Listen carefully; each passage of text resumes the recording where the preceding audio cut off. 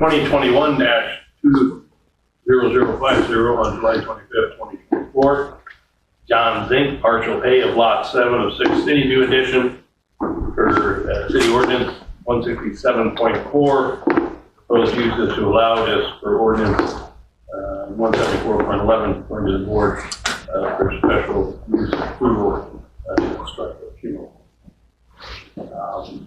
Any questions of the board?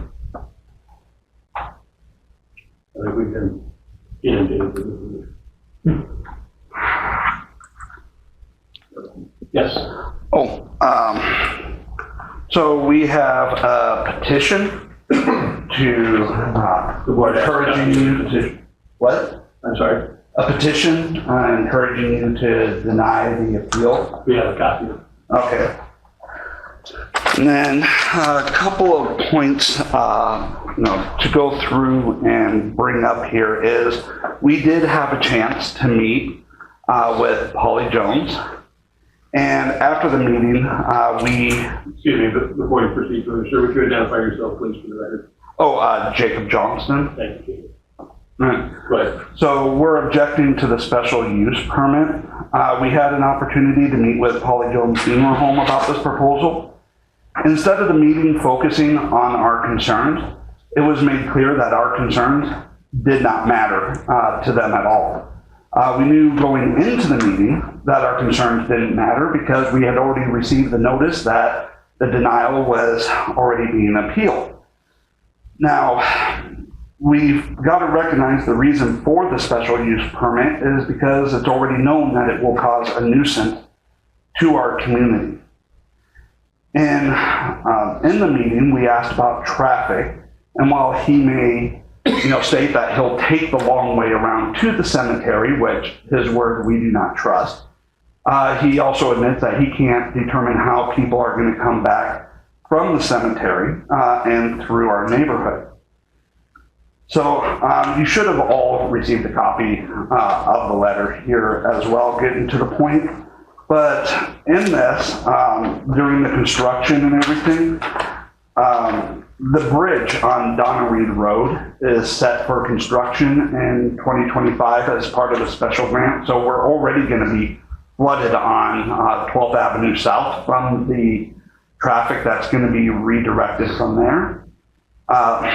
Basically, if they do not care about our concerns while trying to get into the community, once they're there and can't be removed, they're not going to care about our concerns then either.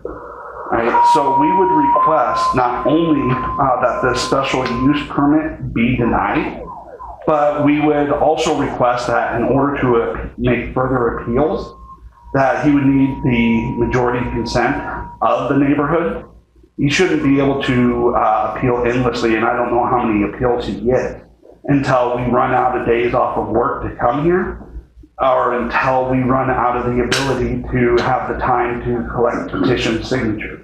It is very clear that our neighborhood does not want this or any other business. And I've gone around not just to those within the 200 feet, but I went around the entire neighborhood. Those who would be affected by the increased traffic, and nobody wants it there.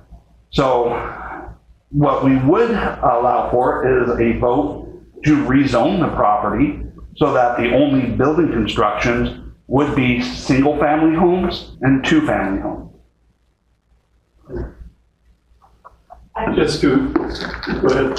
Right now, it sounds like if somebody wanted to go and put an apartment complex, I think we discussed this more, they could put that up now without us having to come to this board for anything, correct? Correct. And there's no limits as to how many stories, how many units, just whatever the property allows. Whatever the property allows. If you'll recall from last meeting, I asked Chris to provide us with a copy of the ordinance that deals with the permitted uses. And that was sent out to the board, I think, earlier this week. Yeah. You should receive a copy of that in your email. This shows what are permitted, what are special permits. And so, yeah, there's a lot of other things. Right, yes. Oh, if I could address one more thing.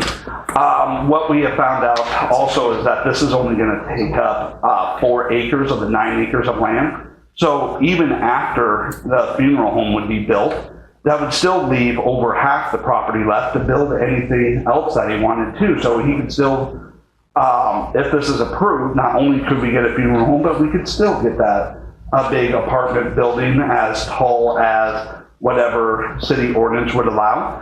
It would also open up for other businesses to be able to be built on the other 5 acres of land that wouldn't be used. If Hebner decided, hey, Pauley Jones is doing great in this location, and they decided that they're going to move there, will they need a special use permit, or will that special use permit have already been granted for the entire 9 acres?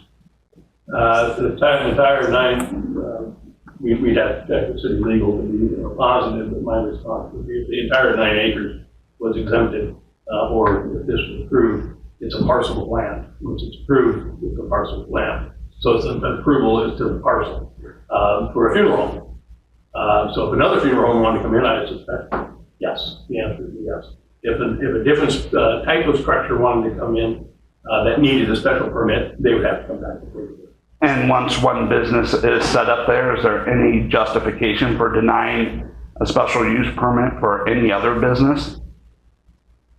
That really is dependent upon what the business is and their discussion of why they want to put it there. Right. But the point that Justin that I think that was being made over here was they don't need a permit for a multi-structure, and we don't have the power or the authority to change city ordinance.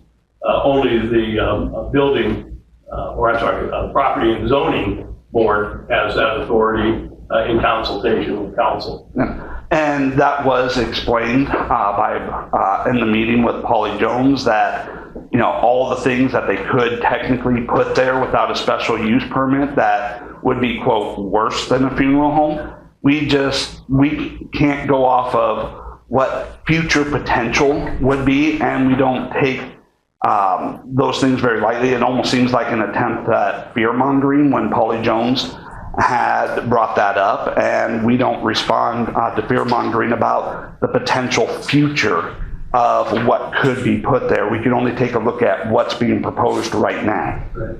I understand. Keep in mind that Mr. Zink owns the property and he's looking to sell. So it's up to Mr. Zink who he ends up selling that property to. But it's his property now, and he can sell it to pretty much anybody he wants to. In this case, a funeral home, which is to buy it and build upon it. And to do that, they need to come and ask for a special permit. And so that's And then the backstory there. Yeah, and then that's why we are here, because we also have the right to protest Sure. Yes. the special use permit. And as a neighborhood, we feel like we have a say in whether or not a business would come in and destroy that neighborhood. I have talked to a couple of appraisers, one in Ida County and one in Carroll County. And they have each said that building a business will drop property values. So the question would be, is there a right to deliberately harm the property values in the neighborhood in the course of action? I mean, there's a reason why we have a lot of city ordinances about how properties must be maintained, mowed, and all that, because we have to be good caretakers of the community to ensure that we do not destroy or negatively affect property values in our neighborhood.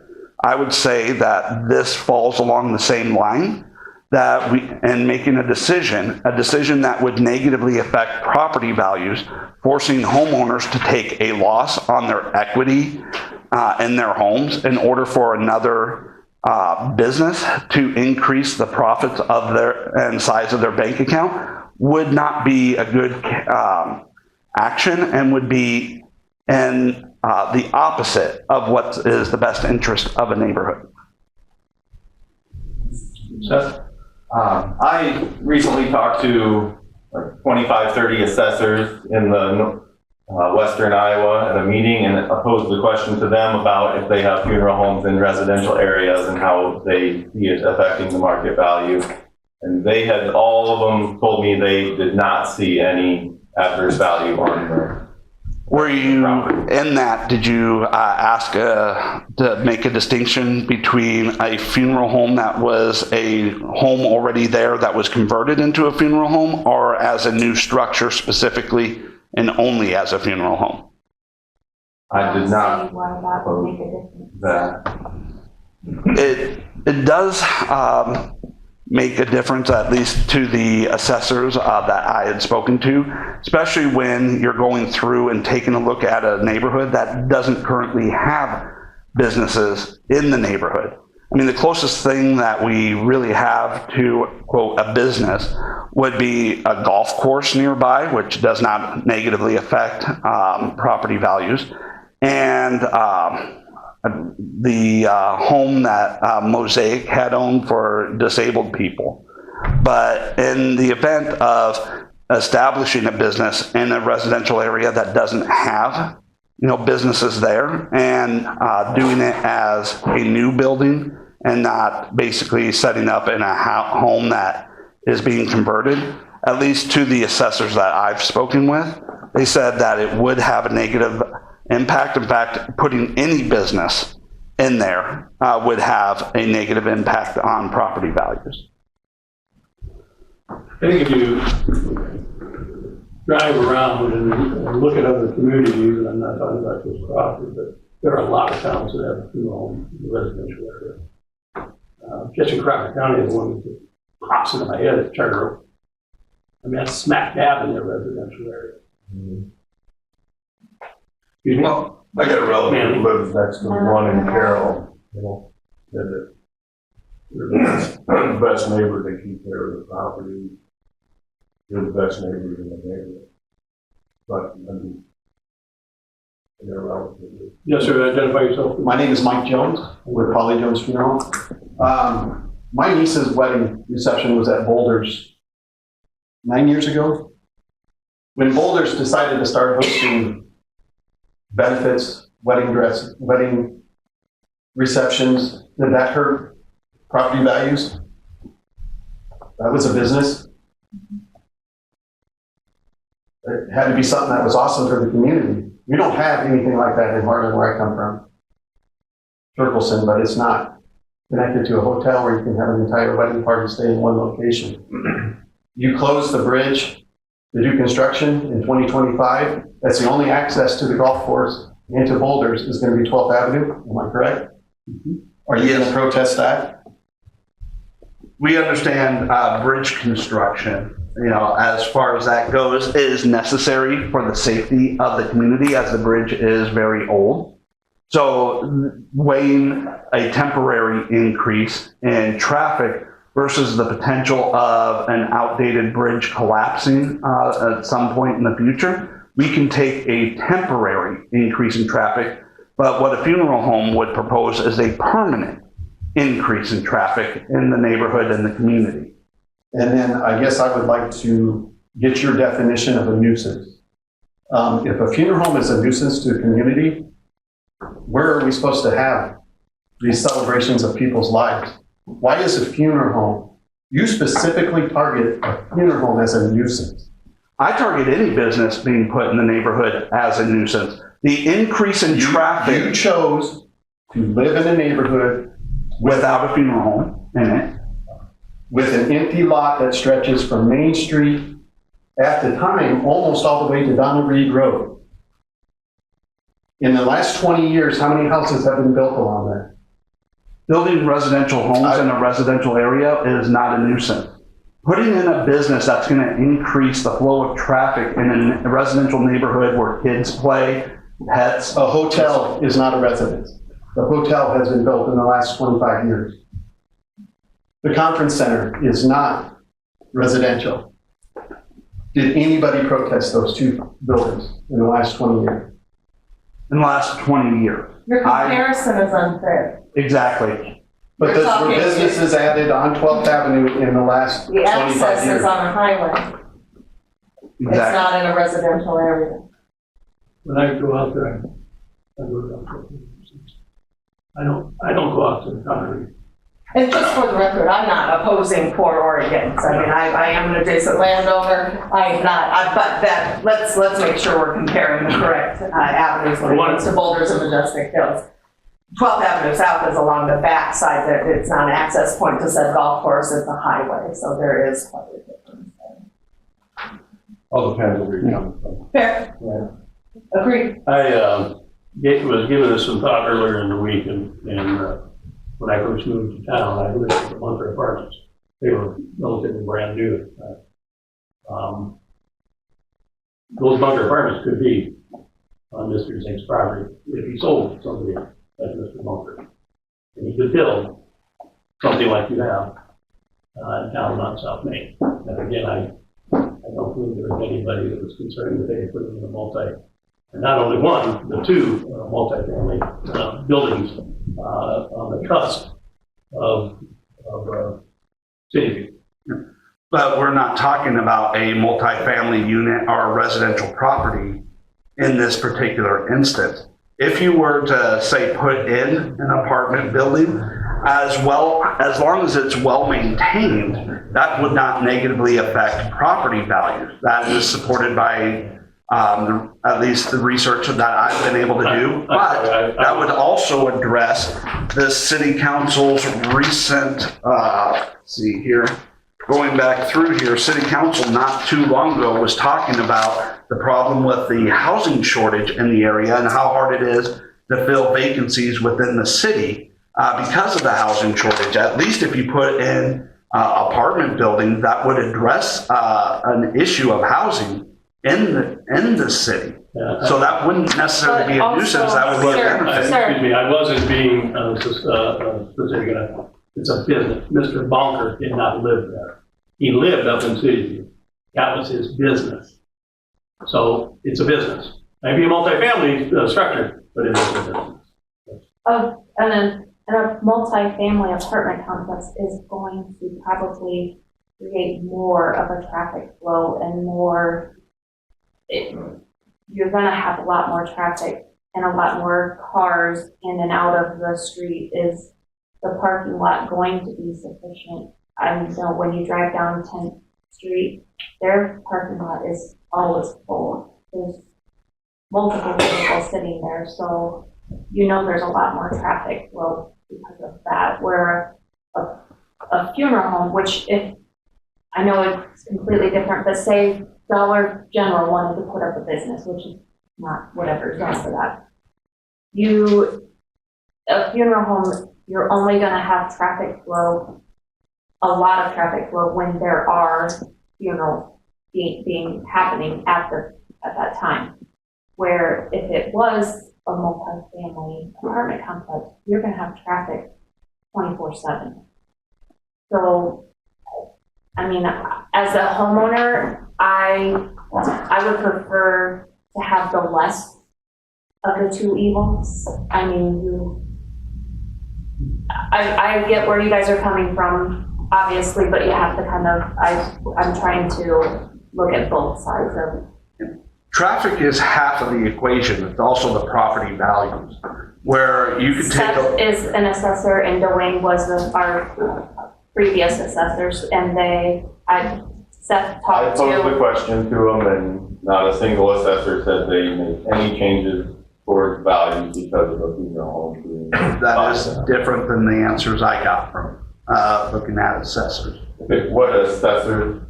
It was the one over in Carroll. Appraisers or assessors? Well, appraisers. Appraisers. Okay, yeah, okay, I guess if you're going to distinguish between assessors and appraisers, are you talking like assessors for tax value or? County assessors, yep. Okay, I'm looking at appraisers for market value if you sell your home.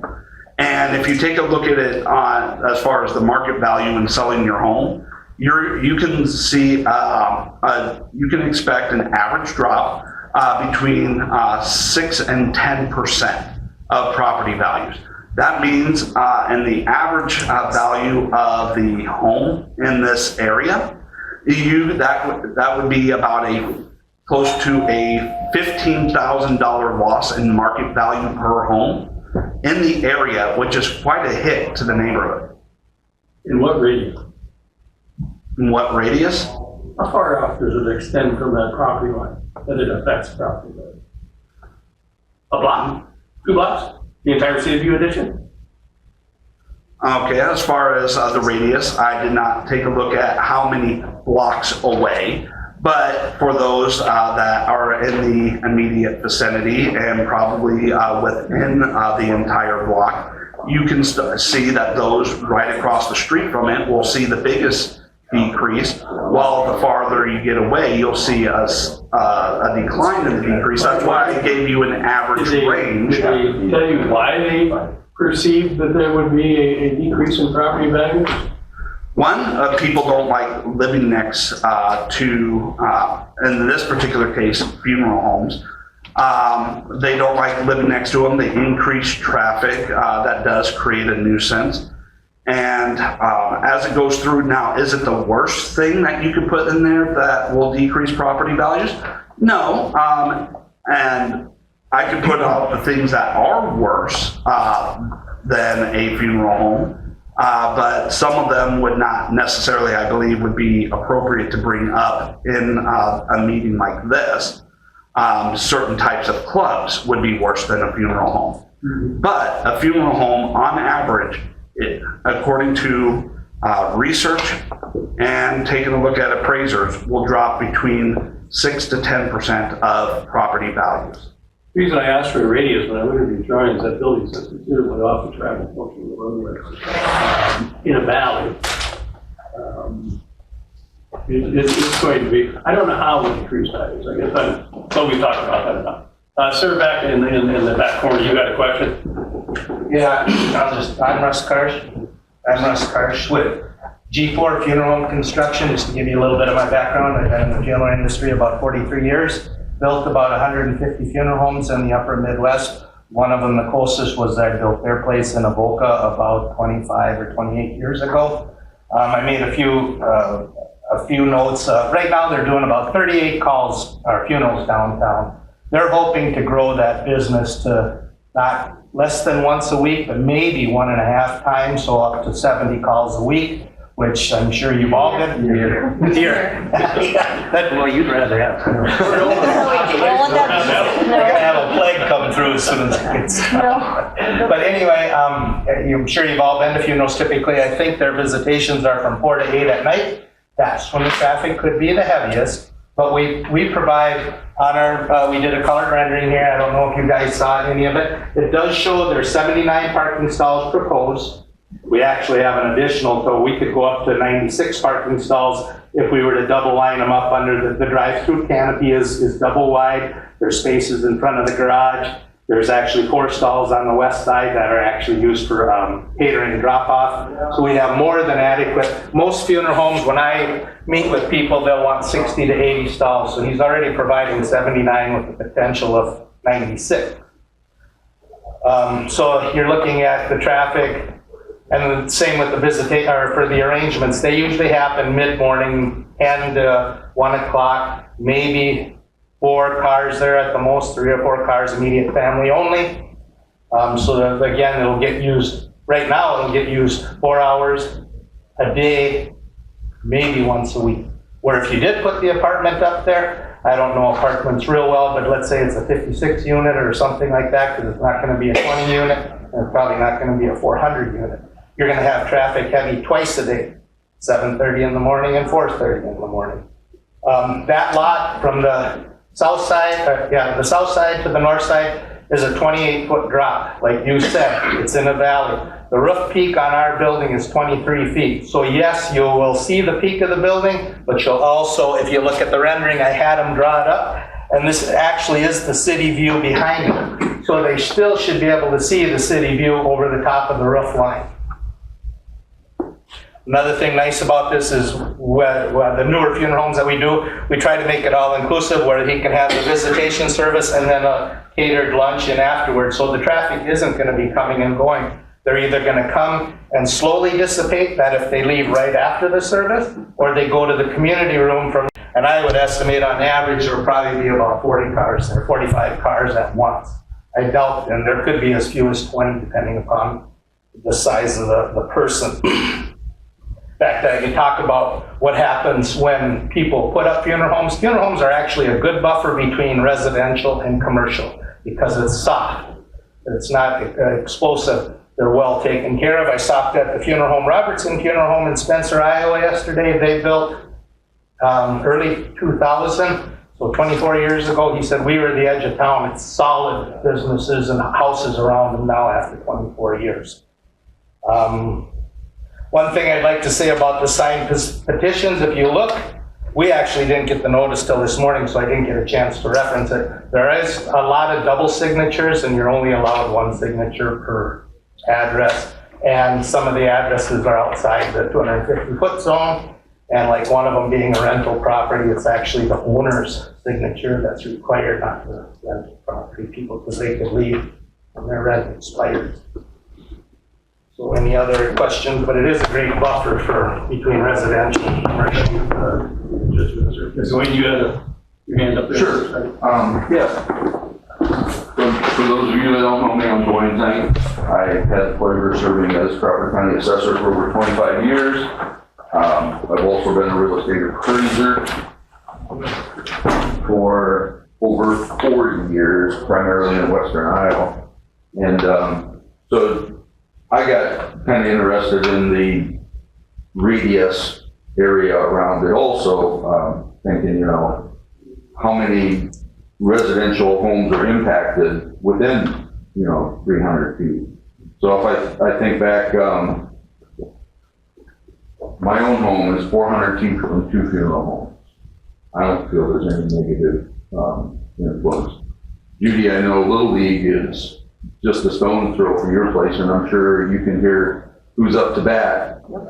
I Sitting can in at my your living house a room. few blocks You away. can too, yeah. Definitely. Churches down the street too. Exactly. Seth, 150 foot west of you is Highway 59, right? So, you know, it's mixed. Doug, out in Fort Purdy, you've got a very good sized church right there. You've got Denison Care. Rod, you're on Highway 30, 4th Avenue South, across the street, the lumberyard. You know, right next door is a, I don't know what kind of store, because it changes often, but I think it's the neighbor. But, you know, you've got an outdoor restaurant just a couple hundred feet to the west. So, you know, I don't think from my appraisal background and, you know, that you're going to have a decrease in value. It's not out of the ordinary to have mixed neighborhoods. That's just part of it. But so, I'm sorry, your last name eludes me. Johnston. You live at, is it 1201? Yes. Yeah. So 1201 South 15. So from the closest building corner of the proposed structure, 300 feet just clips Mr. Johnson's lot right here. Just clips the corner. So 300 feet is a football field. You know, that's a good distance.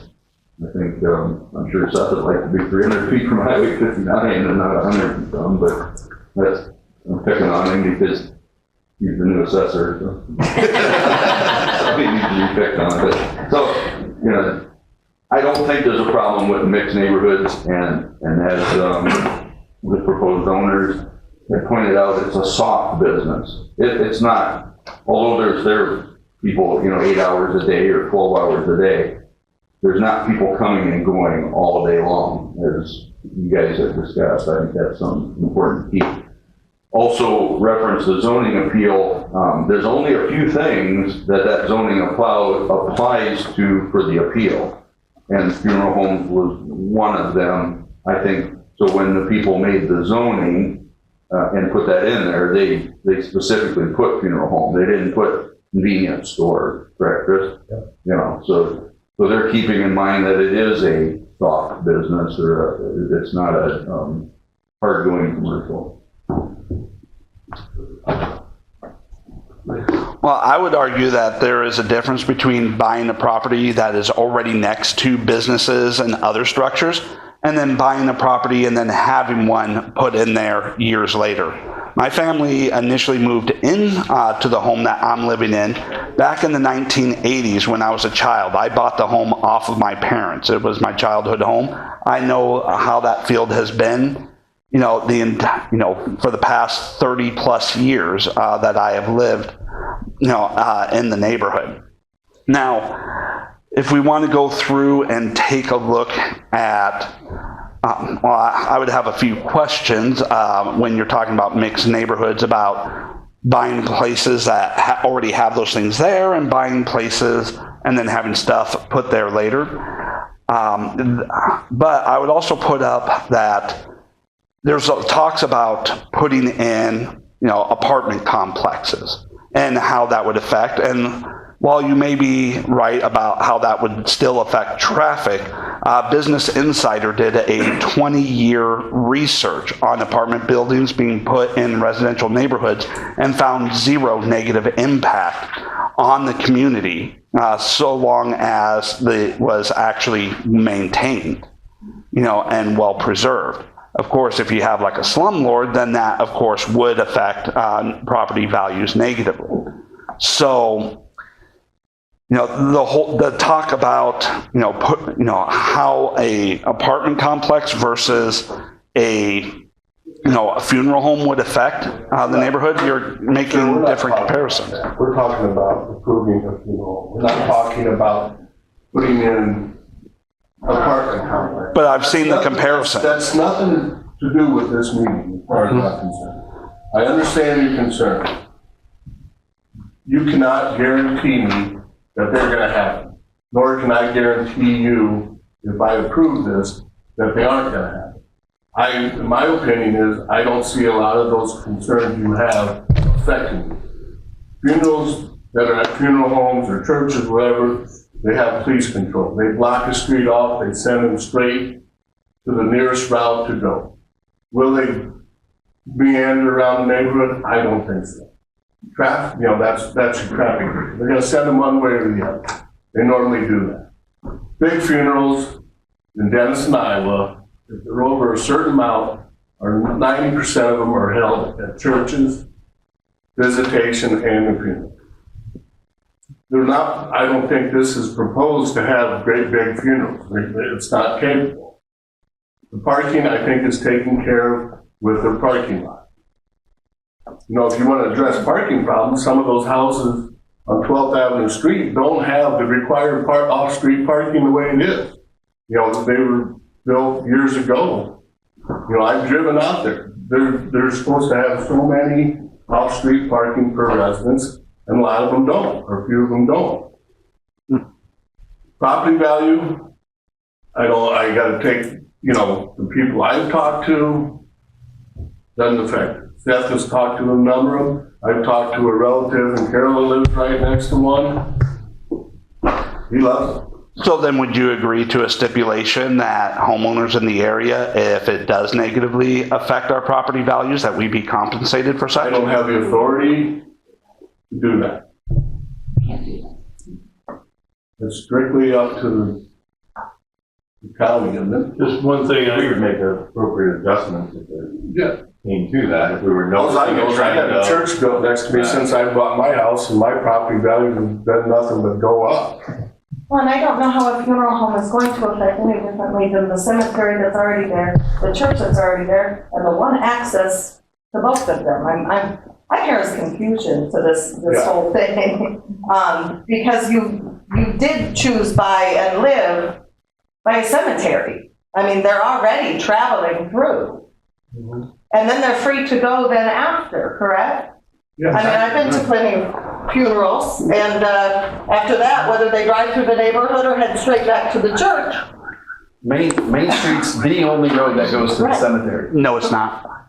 You can go up Bunker Hill Road and City View Drive and still get to the cemetery, and which would be a more direct route to the cemetery from where you're proposing to build than Main Street. Police escorts we've been given have all been mandated to go up Main Street because it's the most Direct route. The other route makes Yeah, us we go don't. down Donna Reed. Now, once this No, everything's no. over, yes, you could have people wander Can through your we, neighborhood. vote on something, because I have to go to work.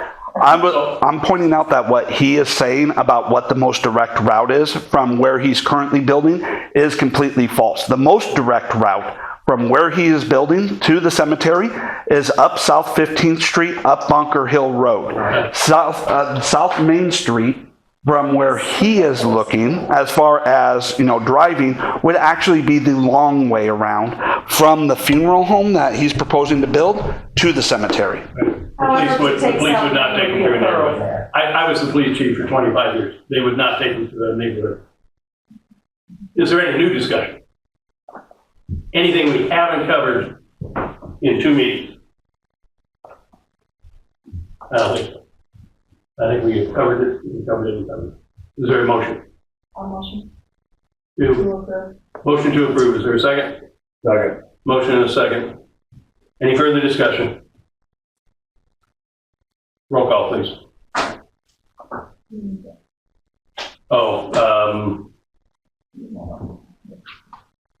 You got your list of exemptions.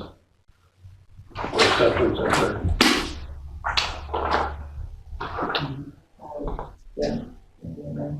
I don't think I have either.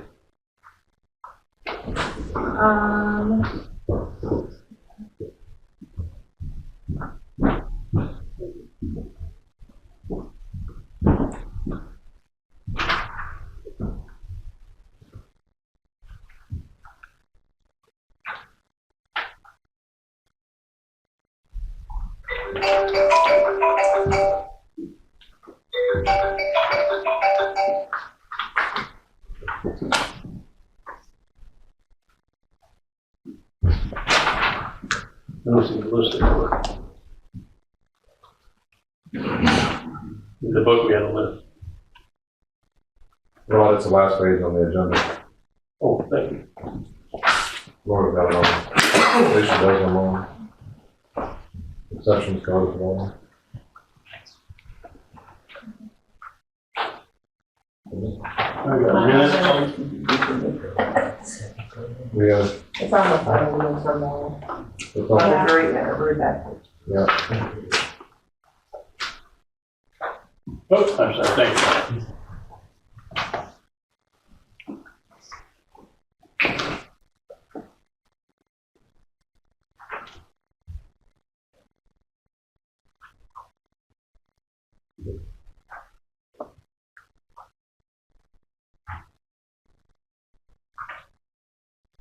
The exemption is entirely to be used. Classified as a code, after the regulation classes.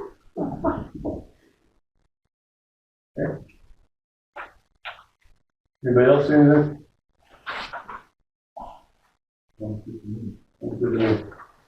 The exemption the board is citing is the exemption relates entirely to a use classified by applicable district regulations as either a principal permitted use, a permitted accessory use, or a permitted sign, or off-street parking and voting areas, accessory to such a permitted use. Good? Roll call, please. So, I have been. Jill? Yes. Doug? Yes. Judy? Yes. Brad? Yes. Motion stands approved. Thank you, everyone, for your time and consideration. And they choose business over voters.